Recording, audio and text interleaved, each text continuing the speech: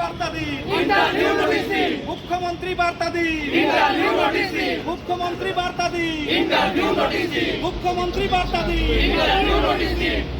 দাবি এক দফা এক, 50,000 শূন্যপদ, দাবি এক দফা এক, 50,000 শূন্যপদ, দাবি এক দফা এক। 50,000 শূন্যপদ।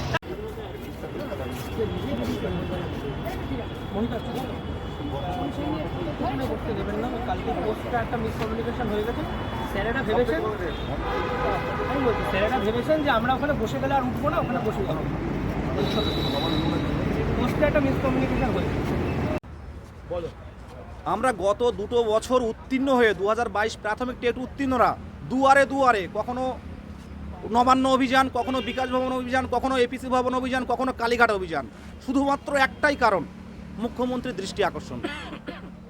মুখ্যমন্ত্রীর দৃষ্টি আকর্ষণের জন্য যে আমরা জানেন 26 তারিখে যে ঐতিহাসিক মিছিল আমরা শিয়ালদা টু ধর্মতলা করে দেখালাম, যেহেতু কনস্টিটিউশন ডে ছিল 26 তারিখে, আমরা আমাদের জাতীয় সঙ্গীত গেয়ে আমরা আমাদের অনুষ্ঠান শুরু করেছিলাম মুখ্যমন্ত্রীর দৃষ্টি আকর্ষণের জন্য। শুধুমাত্র পুরুলিয়া টেট উত্তীর্ণরা তাদের ছৌ নাচ নিয়ে এসে, তাদের বাবারা এসছে মুখ্যমন্ত্রীর প্রিয় ছৌ নাচ দেখানোর জন্য, কিন্তু মুখ্যমন্ত্রী এখনো পর্যন্ত কিন্তু আমাদের কোনোরূপ বার্তা দিলেন না।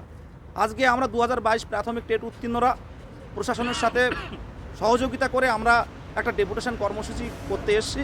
তো সেই জায়গায় আমরা এসেছি, মুখ্যমন্ত্রী যে 10 লক্ষ শূন্যপদের ঘোষণা, আমরা চাই প্রাথমিকে অন্তত 50,000 শূন্যপদ দিয়ে আমাদের অন্তত ইন্টারভিউ নোটিশটুকু চালু করুন। বিদেশ গাজী 2022 প্রাথমিক টেট উত্তীর্ণ।